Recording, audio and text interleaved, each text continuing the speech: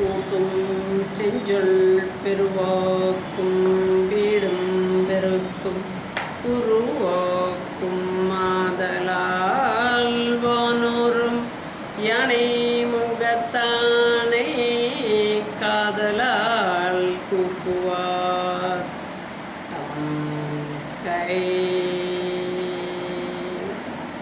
தர்மபுரம் ஆதீன மட அதிபதிகளுக்கும் சுவாமிகளுக்கும் என்னுடைய தகப்பனார் நல்லகுருந்தப சுவாமிகளுக்கும் எனது வணக்கத்தை தெரிவித்துக் கொள்கிறேன். துன்பம் அதை குலைத்தருளும். பஞ்சாங்கத்தில் இதே போலவே ஒரு நாளிகைக்கு 60 நாளிகை 60 நாளிகையில் திரி தினம் அப்படின்னு ஒரு தினம் இருக்கும். அது எப்படி இருக்கும் அப்படின்னு கேட்டால் 60 நாளிகையும் ஒரு நட்சத்திரம் இருக்கும். அதுக்கு முதல் நாளும் அது கொஞ்சம் இருந்திருக்கும், அதுக்கப்புறம் மறுநாளும் அது கொஞ்சம் போயிருக்கும். அப்படி பார்க்கும்போது அந்த மூணு நாளும் அந்த ஒரே நட்சத்திரம் வியாபிச்சிருந்திருந்தா அந்த வியாபிதத்துக்கு திரி தினம் என்று பெயர். அந்த திரி தினம் அப்படின்றது முதல் நாள் 60 நாளிகையில் 54 வரைக்கும் சதயம். அதுக்கப்புறம் அந்த 60ல் பாக்கியாக இருக்கிறது 5:57 வரைக்கும். இதை கூட்டினோம்னா 60 நாளிகை வந்துடும், முதல் நாள் போயிடும். இப்போ இந்த 60 நாளிகையில் பூரட்டாதி 5 நாளிகை 57 இந்த முதல் நாளில் இருக்குது. 2வது நாள் 60 நாளிகையுமே பூரட்டாதி இருக்குது. அதுக்கப்புறம் 00:45 3ஆம் நாள் 00:45 வினாடி வரைக்கும் பூரட்டாதி இருக்குது. இப்போ பூரட்டாதி இருக்குன்னா ஒரே நட்சத்திரம் 3 தினங்களை தொடுறதுனால அந்த 3 தினங்களுக்கு திரி தின நாள் அப்படின்னு பேர்.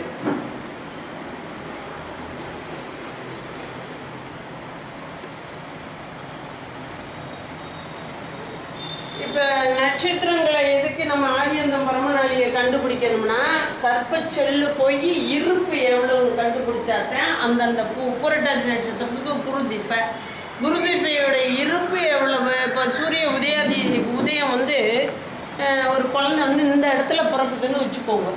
இந்த இடம் அது வந்து இந்த 2ஆம் நாள் சூரியன் உதிச்சு 15 நாளிகைன்னு வச்சுக்கோங்க. அப்படின்னா மத்தியானம் 12 மணி 12 பகல் 15 நாளிகை. இப்போ இந்த 15 நாளிகையில் சதய நட்சத்திரம் 54:3 போக மிச்சம் இருக்கிற நாளிகைக்கு 5:53 புரட்டாதி நட்சத்திரத்தோடைய செல்லு ப்ளஸ் சூரிய உதயம் வரைக்கும் இருக்கக்கூடிய 15 நாளிகையும் குழந்தை பிறந்ததோடைய கணக்கில் செல்லு. இப்போ செல் வந்து எவ்வளோ ஆகுது? 20 நாளிகை இதுவாகுது. இந்த ஆதியந்தம் பரம நாளிகையில் செல் வந்து 20 நாளிகை 57 ஆகுது. ஆக மொத்தமாக ஆதியந்தம் பரம நாளிகை எவ்வளோ ஆகுதுன்னா இந்த 2வது நாள் 60 வினாடி, முதல் நாள் 5 வினாடி 57, 3ஆம் நாளில் 00:45. அப்போ 00:45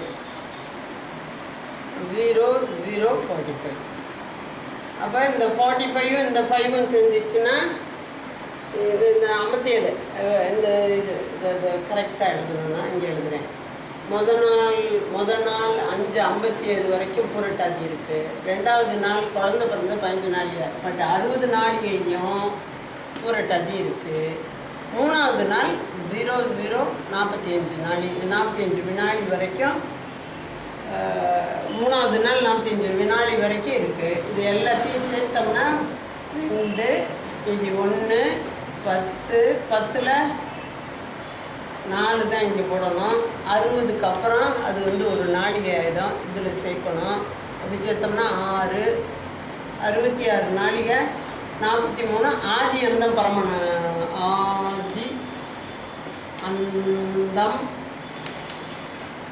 நாளிகை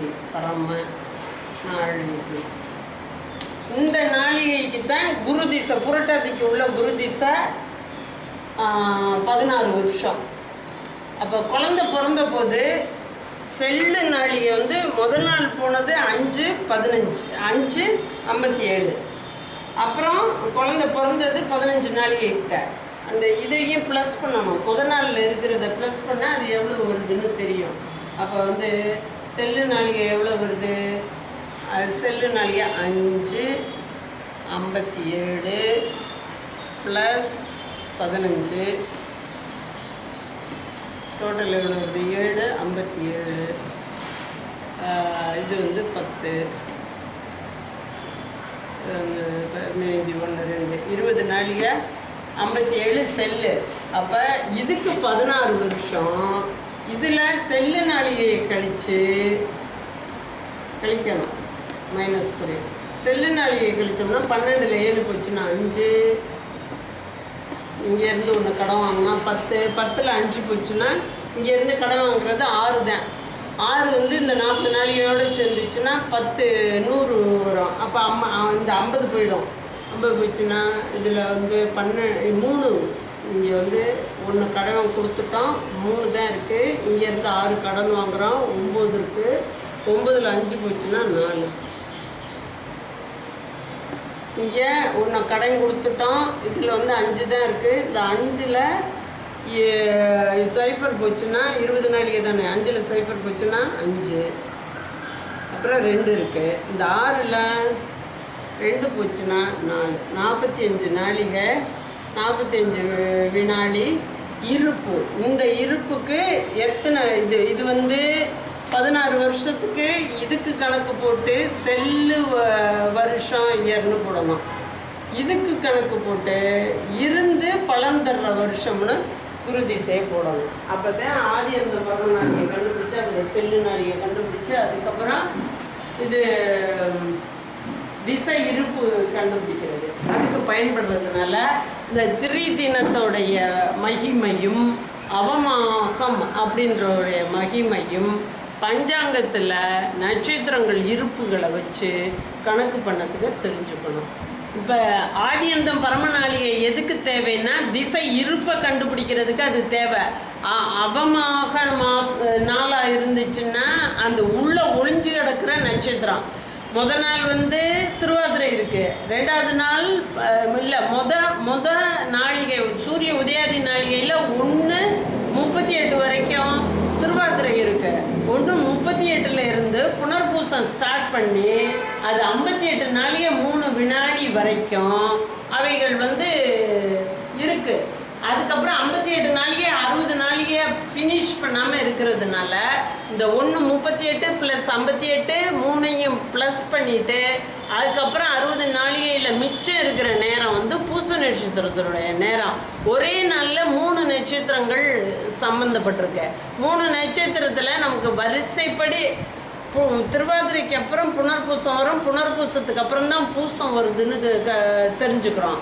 அப்போ இடையில புனர்பூசம் இல்லாமல் மறுநாள் இன்னைக்கு டேட்டில் வந்து திருவாதிரை நட்சத்திரம் தொடக்கம்னு போட்டிருப்பாங்க. 4 நட்சத்திரம் அந்த பஞ்சாங்கத்துக்கு உள்ள 5 அங்கங்களையும் எழுதும்போது நட்சத்திர அங்கமாக திருவாதிரை இருக்கும்.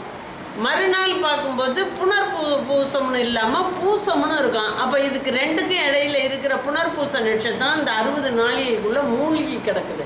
அந்த மூழ்கி கிடக்கிறத முத்தெடுக்கிற மாதிரி எடுத்து ஆதி அந்த பரம நாளிகை பார்த்து இப்போ 15 நாளிகைக்கு குழந்தை பிறந்திருக்குன்னா அந்த குழந்தை வந்து திருவாதிரையிலையும் பிறக்கல, பூசத்துலேயும் பிறக்கல. அப்போ புனர்பூசத்துலேயும் பிறந்திருக்கு. புனர்பூசன்றது அந்த வாக்கியத்தை பஞ்சாங்கத்தில் வாக்கியமாக இருக்காது. ஆனால் திருவாதிரைக்கு அப்புறம் புனர்பூசம் இருக்குன்னு கண்டுபிடிச்சி அதுக்கு ஆதி அந்த பரம நாளிகை போட்டு அதிலேருந்து எப்படி போடணும்னு சொன்னாக்க 60 நாளிகையிலேருந்து 1:38 கழிச்சிட்டோம்னா மீதி அவர்ஸ் இருக்குது.